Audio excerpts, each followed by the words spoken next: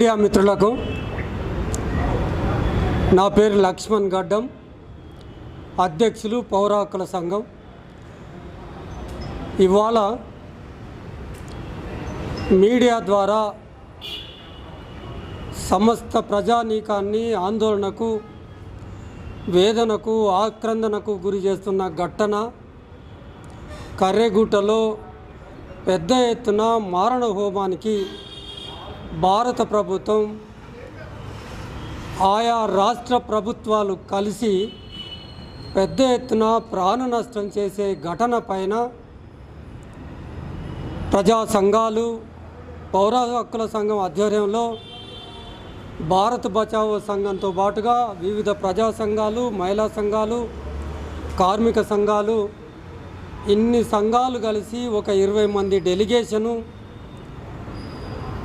మంత్రి పొన్నం ప్రభాకర్ గారిని కలిశాం. తక్కువ సమయంలో అపాయింట్మెంట్ అడిగినా కానీ అపాయింట్మెంట్ ఇచ్చి సాదరంగా స్వాగతించి మేము చెప్పిన విషయాలను శ్రద్ధగా వినడం జరిగిన తర్వాత ఆయన కూడా కర్రెగుట్టలో ఏ ఘటనలు అయితే జరుగుతున్నాయో ఆ ఘటనలు నేను ఉదయం చూశాను, టీవీలలో, సోషల్ మీడియాలో చూశాను.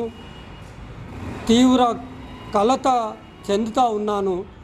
చాలా బాధాకరమైన ఘటన, అది జరగకూడని దురదృష్టకరమైన ఘటనగా చెబుతూ చాలా సానుకూలంగా స్పందిస్తూ మేము అడిగినాము, తప్పనిసరిగా కాంగ్రెస్ ప్రభుత్వం తన వంతు పాత్ర పోషించాల్సిన బాధ్యత ఉంది. ఆ బాధ్యత కూడా మీకు ఎందుకు గుర్తు చేస్తున్నాము అంటే, మీరు అధికారంలోకి వచ్చేటప్పుడే ఒక 7వ గ్యారంటీ ఇచ్చి ఉన్నారు.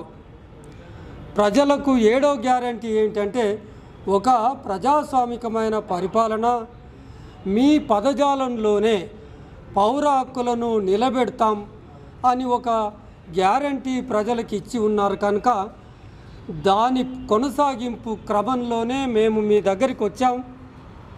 మంత్రి సీతక్క గారిని కూడా కలుద్దాం అనుకున్నాం, కుదరలేదు. కనుక మీరు స్పందించండి అంటే ఆయన చాలా సానుకూలంగా స్పందించి నేను మాట్లాడుతాను అంటే దాని అర్థం జపాన్లో ఉన్న హోమ్ మినిస్టర్ మంత్రి శాఖ కూడా కలిగి ఉన్న ముఖ్యమంత్రి గారితో మాట్లాడతారేమో అని ఆశిస్తున్నాం. మాట్లాడి కాంగ్రెస్ ప్రభుత్వం తప్పనిసరిగా జోక్యం కలిగించుకొని ఆ మారణ హోమాన్ని ఒక మానవత్వ కోణంతో, మానవ హక్కుల ఉల్లంఘన బహిరంగంగా పట్టపగలు జరుగుతుంది, చూసుకుంటూ కూర్చుంటే మనం మనుషులం ఎట్లవుతాం అనే మా అభ్యర్థనకు చాలా సానుకూలంగా, ఒక మానవత్వం కోణంతో ఆయన ముఖ కవలికలు చూస్తే బాధపడుతున్నట్టుగానే కనబడుతూ నేను మాట్లాడతాను, ఎవరితో మాట్లాడతాను అని చెప్పాడు. అయితే అక్కడ జరుగుతున్న వాస్తవం ఏంటంటే, ములుగు ఎస్పీ పర్యవేక్షిస్తూ ఉన్నాడు. ములుగు ఎస్పీ పర్యవేక్షిస్తున్నాడు అంటే అంతకుముందే మా అంచనా ప్రకారంగా తెలంగాణ గ్రే హ్యాండ్స్ ఆ ఆపరేషన్లో పాల్గొంటున్నారు. తెలంగాణ గ్రే హ్యాండ్స్ ఎట్లా పాల్గొంటున్నారు, ఎట్లా అంటున్నామంటే, పౌర హక్కులను నిలబెడతాను, ప్రజాస్వామిక పరిపాలన చేస్తాను అన్న వాళ్ళే, ఆ ప్రభుత్వమే గ్రే హ్యాండ్స్ను రద్దు చేయలేదు. గ్రే హ్యాండ్స్ను రద్దు చేయకుండా పౌర హక్కులను నిలబెడతాను అంటే అర్థం ఉండదు. ఇవాళ సమాజానికి తెలియజేస్తున్నది ఏంటంటే, జీవించే హక్కు ప్రమాదంలో పడింది. ప్రజాస్వామ్యం మన కళ్ళెదుట అతలాకుతలమవుతుంది. మన కళ్ళెదుట భారత ప్రభుత్వం ప్రకటించి ప్రాణాలు తీయటానికి ఉపక్రమించి 16 నెలలు అవుతుంది. ఈ 16 నెలల్లో దాదాపుగా 480 ప్రాణాలు గాలిలో కలిసిపోయాయి. 480 ప్రాణాల్లో 350 పైగా ఏ తుపాకులు, తూటాలు, ఉద్యమాలు, ఆందోళనతో సంబంధం లేని వ్యవసాయం చేసుకొని బ్రతికే అత్యంత సాధారణ ఆదివాసీలు చనిపోయారు. అందులో 100కు పైగా మహిళలు చనిపోయిన ఘటన దృశ్యాలు మన కళ్ళెదుట ఉన్నాయి. 6 నెలల పసిపాపతో మొదలు పెడితే 60 ఏళ్ల వృద్ధులు కూడా చనిపోయిన వైనం మనకు కనబడుతుంది. దీన్ని కొనసాగింపుగా ఉత్కృష్ట స్థాయి ఇవాళ కర్రెగుట్టగా మిగిలింది. ఆ కర్రెగుట్ట చుట్టూ మోహరించిన 10,000 బలగాల అందరినీ, కోబ్రాలు ఉన్నారు, సిఆర్పిఎఫ్ బలగాలు ఉన్నారు, సరిహద్దుల్లో ఉండే బలగాలు ఉన్నారు, డిఆర్జీ బలగాలు ఉన్నారు. ఇంతమందిని మోహరించి ఒక పిడికెడు మంది మావోయిస్టులు ఆ కర్రెగుట్ట పైన ఉండవచ్చు. అధినాయకత్వం ఉందని మీకు సమాచారం ఉండవచ్చు. మీ సమాచారం మేరకే అక్కడ పోయారు. ఈ సందర్భంగా ఒకటి అడుగుతూ ఉన్నాం. మీ అంతటా మీరే మొదటగా ప్రతిపాదించింది చర్చలు జరుపుతామని ప్రతిపాదించారు. చర్చలు జరుపుతామని ప్రతిపాదించిన మీరు ప్రతిపాదించిన తర్వాత 480 మందిని చంపడం ఏమిటి? ఇవాళ కర్రెగుట్టలో బాటంగా పట్టపగలు అదొక యుద్ధం జరుగుతుంది. ఆ యుద్ధంలో ఆ తూటాలు పేలుతూ ఉంటే స్మోక్ తప్ప పొగ తప్ప అక్కడ ఏమీ కనబడతలేదు. ప్రజలు తీవ్ర భయాందోళనకు గురవుతున్నారు. ప్రజలను ఇళ్లకు పరిమితం చేసి బయటికి రావద్దని ఆదేశాలు ఇచ్చి అక్కడ ఎన్సర్కిల్ చేసి చంపుతున్న వైనం ప్రజలు, మేధావులు తీవ్ర మానసిక ఆందోళనకు గురవుతున్నారు. వెంటనే తెలంగాణ కాంగ్రెస్ ప్రభుత్వం జోక్యం చేసుకొని అక్కడ ఎస్పీ రెడీగా ఉన్నాడు. ఎస్పీకి ఆదేశాలు ఇవ్వండి, ఆ ఆపరేషన్ను ఆపేయండి అని మేము తెలియజేస్తూ ఉన్నాం. మొత్తంగా కాల్పులు విరమణ 2 వైపులా కొనసాగించి శాంతి చర్చలకు రావాల్సిందిగా కోరుతూ ఉన్నాం. ప్రజానీకమంతా, తెలుగు సమాజమంతా, ప్రజానీకమంతా భారతదేశ వ్యాప్తంగా దృష్టి పెట్టి కర్రెగుట్ట వైపు చూస్తున్నారు, ఆందోళనగా ఉన్నారు, ఆగ్రహంగా కూడా ఉన్నారని భారత ప్రభుత్వానికి తెలియజేస్తున్నాం. ఆ ఆగ్రహం మరింత కన్సాలిడేట్ అయ్యి కట్టలు తెంచుకోకముందే కళ్ళు తెరవాలని కోరుతూ ఉన్నాం. వివిధ ప్రజా సంఘాలు ఉన్నాయి తెలంగాణ, ఆంధ్రప్రదేశ్ రాష్ట్రంలో. ఆ సంఘాలన్నీ తమకు తోచిన విధంగా స్పందించాల్సిందిగా కోరుతూ ఉన్నాం. నా పేరు గాదయ్య. భారత్ బచావో తరపున మేము ఈరోజు గౌరవ మంత్రివర్యులు పొన్నం ప్రభాకర్ గారిని కలవడం జరిగింది.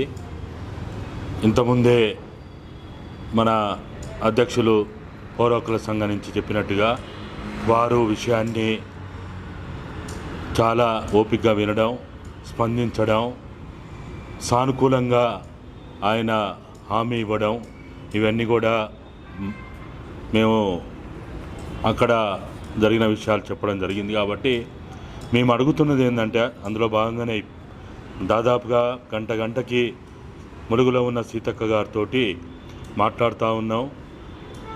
వారు కూడా అక్కడ జరుగుతున్న విషయాలు ఎప్పటికప్పుడు అక్కడ స్థానికంగా ఉన్న పోలీసుల ద్వారా కావచ్చు, ఇంకా తనకున్న అవకాశాలని ద్వారా తెలుసుకుంటూ మాకు కూడా చెప్తా ఉన్నారు. అయితే ఇప్పుడున్నటువంటి పరిస్థితి చాలా భయంకరమైన పరిస్థితి. క్షణం ఏం జరుగుతుందో ఏం జరుగుతుందో ఊహించలేని పరిస్థితిలో ఉన్నది. ఇప్పుడు అక్కడి నుంచి ఛత్తీస్గఢ్ మీలాంటి మీడియా వాళ్ళు చెప్తా ఉన్నారు,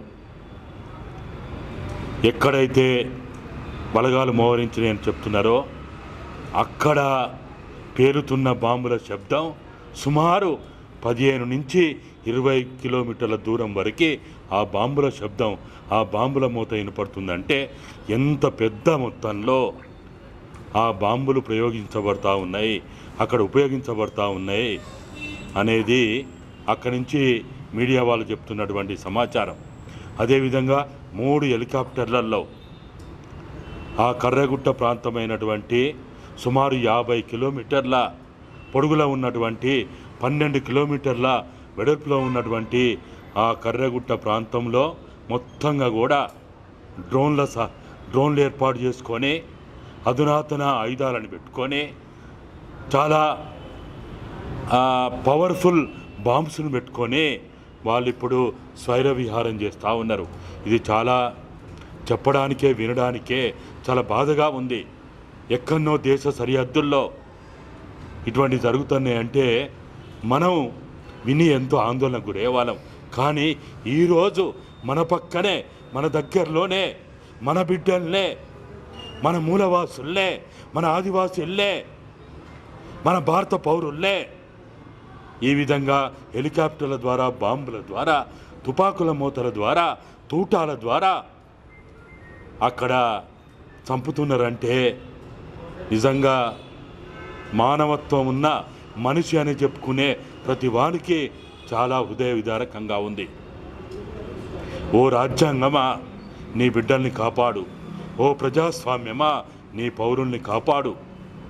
లేకపోతే భారతదేశంలో ప్రజాస్వామ్యం ఉంది, భారతదేశంలో రాజ్యాంగం ఉంది అని చెప్పుకోవడానికి ఇక భవిష్యత్తులో ఇక అవకాశమే ఉండదు, ఆస్కారమే ఉండదు. కాబట్టి ఇప్పుడు మేము ఈ సీతక్క గారిని కూడా అడగడం జరిగింది. పౌర హక్కుల సంఘాలకు కానీ, పీస్ కమిటీ నాయకులకు కానీ, లేకపోతే మాలాంటి బుద్ధిజీవులకు కానీ మీరు ఒక్క అవకాశం ఇవ్వండి. మమ్మల్ని ఆ కర్రగుట్టలో పోవడానికి మాకు అనుమతి ఇవ్వండి, మాకు అవకాశం కల్పించండి, మేము అక్కడికి వెళ్తాం. ఉన్న విషయాలన్నీ కూడా వాళ్ళకి చెప్తాం. వాళ్ళు చెప్పిన విషయాల్ని తీసుకొచ్చి మళ్ళా ప్రభుత్వాలకు చెప్తాం, పాలకులకు చెప్తాం, పోలీసులకు చెప్తాం, అధికారులకు చెప్తాం. శాంతిని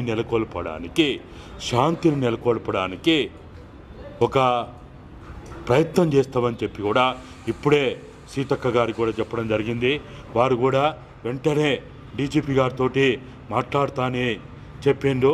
చూడాలి, 1 గంట లోపో రాత్రి వరకు మరి ఏమైనా సానుకూలమైనటువంటి సమాధానం వస్తుందా, లేక ఎవ్వడు మాట్లాడలేదు, చర్చలు లేవు, మధ్యవర్తులు లేరు, మేమనుకున్న నరమేధమే చేస్తాం, మేమనుకున్న హత్యలే చేస్తాం, మేమనుకున్న రక్తపాతమే సృష్టిస్తాం అనుకుంటే ఇక చేయగలిగిందల్లా ఏం లేదు. కాబట్టి ఇదొక భారత ప్రజాస్వామ్యంలో ఉన్నటువంటి మనం ఈరోజు వాళ్ళు భారత పౌరులు, భరతమాత బిడ్డలు వాళ్ళు. కాబట్టి మేము అడుగుతున్న ఈ చిన్న కోరిక అనుకోండి, ఒక ప్రతిపాదన అనుకోండి, ఇది భారతదేశంలో ఇది మొదటిది కాదు. 1950 నుంచి కూడా అనేక చోట్ల, అనేక సందర్భాల్లో కొన్ని వందల వేల సార్లు కాల్పుల విరమణ చేసిన సందర్భాలు ఉన్నాయి. చరిత్ర కావాలంటే పాలకుల దగ్గర ఉంటుంది, మీడియా దగ్గర కూడా ఉంటుంది. కానీ ఈరోజు మూగజీవులు, ఆదివాసీలు, ఈ దేశ సంపదను కాపాడిన వాళ్ళు, వాళ్ళని బతికించుకోవాలి, వాళ్ళకి రక్షణ కావాలి, వాళ్ళకి భద్రత కావాలి. వాళ్ళు కూడా మనలాగా జీవించే ఒక అవకాశం వాళ్ళకి ఇవ్వాలి. వాళ్ళు నక్సలైట్లా, వాళ్ళు మావోయిస్టులా అనేది కాదు ఇక్కడ. వాళ్ళు మావోయిస్టులైనా, నక్సలైట్లైనా ప్రథమంగా వాళ్ళు భారత పౌరులు, వాళ్ళు మనుషులు. వాళ్ళు తర్వాతనే మావోయిస్టులు, తర్వాతనే నక్సలైట్లు. వాళ్ళ ఆశయాలు, వాళ్ళ సిద్ధాంతాలు, వాళ్ళ రాజకీయాలు ఏమైనా కావచ్చు, కానీ మొదటిగా వాళ్ళు మనుషులు. కాబట్టి మానవత్వంతో వాళ్ళని కాపాడుకునే బాధ్యత మన అందరి మీద ఉంది. కాబట్టి ఓ నా భారత ప్రజలారా, ఓ తెలంగాణ ప్రజలారా, ఓ ఆంధ్రప్రదేశ్ ప్రజలారా, ఓ మానవతావాదులారా, ఓ మీడియా, అన్నిటికంటే ముఖ్యంగా జ్యుడిషియరీ, న్యాయ వ్యవస్థ, ఇక్కడ జరుగుతున్న బాంబులని హెలికాప్టర్ల ద్వారా ప్రయోగించేవి మీరు కూడా మీడియాలో చూస్తూ ఉండొచ్చు. కాబట్టి మీరు కూడా దీన్ని సుమోటోగా దీన్ని స్వీకరించి దీన్ని ఆపడానికి న్యాయ వ్యవస్థ కూడా ముందుకు రావాలని, మీడియా కూడా దీన్ని ఆపడానికి మీరు మీ వంతు బాధ్యతగా ప్రయత్నం చేయాలని నేను 2 చేతులు జోడించి వేడుకుంటున్నాను.